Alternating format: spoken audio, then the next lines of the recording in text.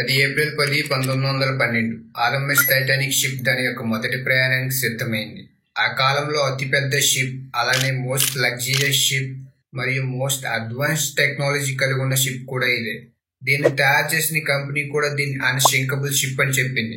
అయితే దీని ప్రయాణం ఇంగ్లాండ్లోని సౌత్ హాంప్టన్ నుండి న్యూయార్క్ వరకు.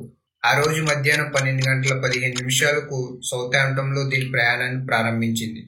అందులో ఉన్న ప్రయాణికులు హ్యాపీగా తమ ప్రయాణాన్ని స్టార్ట్ చేశారు. అయితే టైటానిక్ తన గమ్యాన్ని చేరడానికి 7 రోజులు పడుతుంది. మొదటి 4 రోజులు చాలా బాగా గడిచాయి. అందులో ఉన్న ప్రయాణికులు ఆడుతూ పాడుతూ లగ్జరియస్ సదుపాయాలను అనుభవిస్తూ తమ ప్రయాణాన్ని కొనసాగిస్తున్నారు. అయితే 5వ రోజు అనగా ఏప్రిల్ 14, 1912 రాత్రి 11:40 టైటానిక్ 23.56 km/h తో వెళ్లి ఒక పెద్ద ఐస్ బర్గ్ ని ఢీకొట్టింది. ఆ గుద్దిని దాటికి షిప్ 2 ముక్కలై నీటిలో మునిగిపోయి దాదాపు ప్రమాదంలో సుమారు 1500 మంది తమ ప్రాణాలు కోల్పోయారు. అయితే ఈ స్టోరీ ఇక్కడి వరకు మనలో చాలా మందికి తెలుసు. అసలు ఆ ప్రమాదానికి కొన్ని గంటల ముందు ఏం జరిగింది, అసలు ఆ ప్రమాదానికి జరగడానికి కారణాలు ఏంటి, ఇలా చాలా విషయాలు ఈ వీడియోలో చెప్పబోతున్నాను. సో ఈ వీడియో చివరి వరకు చూడండి, మీకు తెలియని ఎన్నో విషయాలు ఈ వీడియోలో తెలుసుకుంటారు. మనం ముందుగా టైటానిక్ షిప్ గురించి పూర్తిగా తెలుసుకుందాం. అది 19th సెంచరీ. ఆ కాలంలో అట్లాంటిక్ మహాసముద్రంలో రవాణా అంటే చాలా లాభదాయకంగా ఉండేది. అంతేకాకుండా ఎక్కువ పోటీ కూడా ఉండేది. అందులో పెద్ద కంపెనీలైన వైట్ స్టార్ లైన్ అండ్ కోనార్డ్ కంపెనీలు ముందుండేవి. 1907లో కోనార్డ్ కంపెనీ అతి వేగవంతమైన 2 షిప్లను తయారు చేసింది. అప్పట్లో ఈ 2 షిప్లు బాగా పాపులర్ అవడంతో కోనార్డ్ కంపెనీని అగ్రస్థానంలో నిలబెట్టింది. ఇది విన్న వైట్ స్టార్ లైన్ కంపెనీ దానికన్నా ఒకటి ఎక్కువ 3 షిప్లు తయారు చేయాలనుకుంది. అందులో ఒకటి స్పీడ్ లోను, సైజ్ లోను, లగ్జరియస్ పరంగా ముందుండాలనుకుంది. ఆ 3 షిప్లలో ఒకటి Titanic, 2 Britannic, 3 Olympic. White Star Line company chairman J Bruce Ismay Williams పెర్రీని కలుసుకుని షిప్స్ గురించి మాట్లాడాడు. Williams Pirrie Harland and Wolff అనే షిప్స్ తయారు చేసే కంపెనీకి ఓనర్. ఈ కంపెనీకి 600 పైగా షిప్స్ తయారు చేసిన అనుభవం ఉంది. అలానే white Star Line company ships కూడా ఈ కంపెనీయే తయారు చేసేది. విలియమ్స్ పెర్రీ షిప్స్ ని డిజైన్ చేయమని థామస్ ఆండ్రూస్ చెప్పాడు. ఇతను ఒక షిప్స్ డిజైన్ చేసే ఇంజనీర్.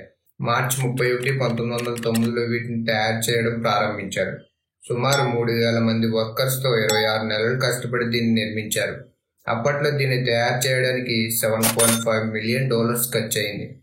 అదే ఇప్పుడు చూస్తే $400 మిలియన్ ఖర్చు అవుతుంది. మొదటిగా ఒలింపిక్ అండ్ టైటానిక్ ఈ రెండింటిని పక్క పక్కన పెట్టి కన్స్ట్రక్షన్ చేశారు. అయితే టైటానిక్ షిప్ పొడవు 269 మీటర్లు, హైట్ 53 మీటర్లు. దీని యొక్క వెయిట్ వచ్చేసి 52,000 టన్నులు. టైటానిక్ షిప్ లో చాలా అడ్వాన్స్ టెక్నాలజీలు ఉన్నాయి. Wireless radio communication, 16 water tight compartment technology, ఇలా చాలానే ఉన్నాయి. అవే కాకుండా ఇందులో చాలా లగ్జరియస్ డైనింగ్ హాల్, 2 సెలూన్లు, ఒక హాస్పిటల్, 4 ఎలివేటర్స్, ఇంకా చాలా ఫీచర్స్ ఇందులో ఉన్నాయి.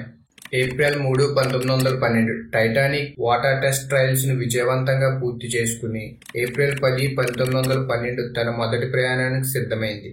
ప్రపంచంలో అతిపెద్ద షిప్, అలానే హైయెస్ట్ స్పీడ్ ఉన్న షిప్ కావడంతో చాలా టీవీ ఛానల్స్, అలానే చాలా మంది ప్రజలు చూడడానికి వచ్చారు.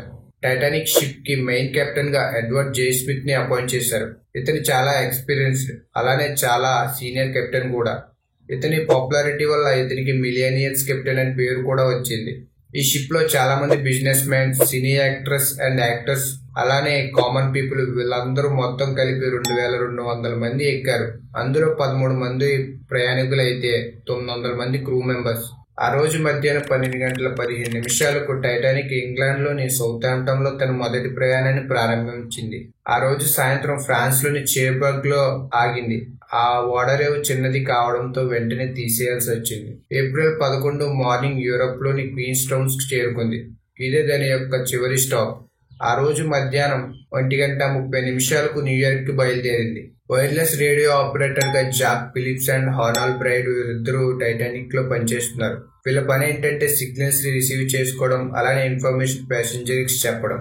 వీళ్ళిద్దరూ మార్కోని కంపెనీకి చెందిన వాళ్ళు. మార్కోని యొక్క British telecommunication and engineering company. ముందు చెప్పినట్టుగా ఇది 7 రోజులు ప్రయాణం చేయాల్సి ఉంది. దాని మొదటి 4 రోజుల ప్రయాణాన్ని కంప్లీట్ చేసుకుని ఏప్రిల్ 14 ఈవినింగ్ ఐస్బర్గ్స్ ఉన్న ప్రదేశానికి చేరుకుంది. అయినప్పటికీ దాని స్పీడ్ ఏమాత్రం తగ్గలేదు.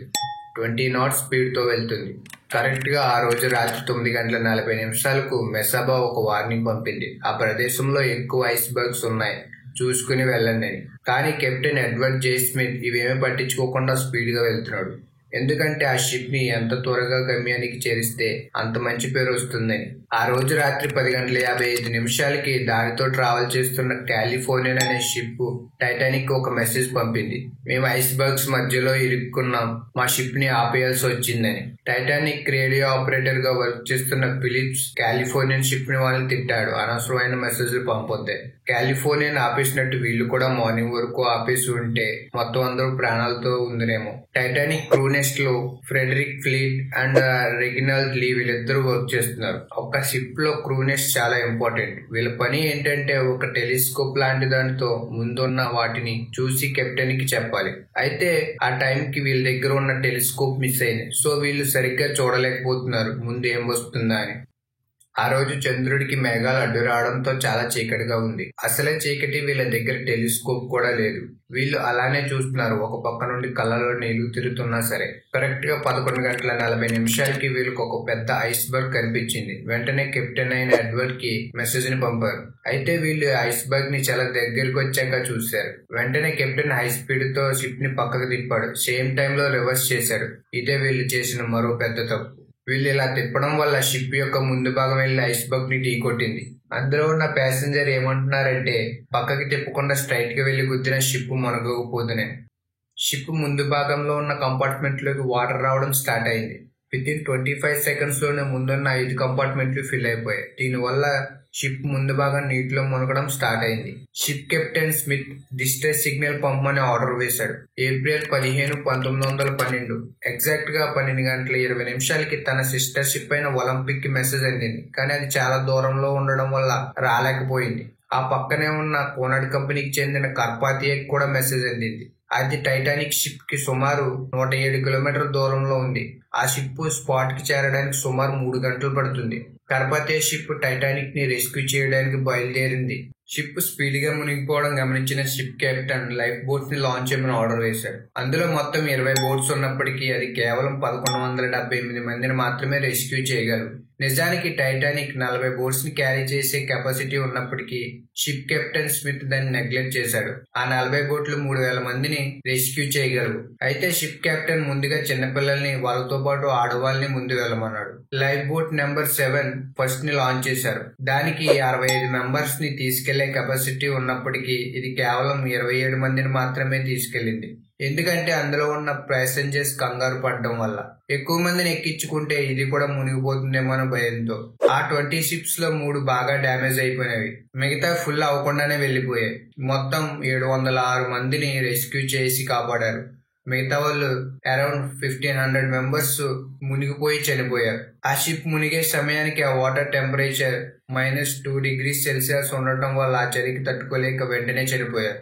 వాళ్ళతో పాటు ship captain Smith and ship ని డిజైన్ చేసిన థామస్ ఆండ్రూ కూడా చనిపోయారు. చనిపోతూ షిప్ కెప్టెన్, ఈ షిప్ నా ఇల్లు లాంటిది, నేను చనిపోయినా పర్లేదు కానీ వీలైనంత మందిని కాపాడని క్రూ మెంబర్ కి చెప్పాడు. ఎగ్జాక్ట్ గా 2:18 షిప్ 2 ముక్కలయ్యి విరిగిపోయి సముద్రంలో మునిగిపోయింది. కరెక్ట్ గా ఆ రోజు 3:30 కార్పాథియా లొకేషన్ కి చేరుకుని లైఫ్ బోట్స్ లో ఉన్న మొత్తం అందరినీ కాపాడింది. రెస్క్యూ చేసినందుకు ఆ షిప్ కెప్టెన్ కి బ్రేవరీ అవార్డు కూడా ఇచ్చారు. ఇలా టైటానిక్ షిప్ యొక్క కథ ముగిసింది. నా కంటెంట్ మీకు నచ్చితే లైక్ చేసి సబ్స్క్రైబ్ చేసుకోండి. నాకు కొంచెం మోటివేషన్ కింద ఉంటుంది. ఇలాంటి వీడియోస్ మరెన్నో చేస్తాను.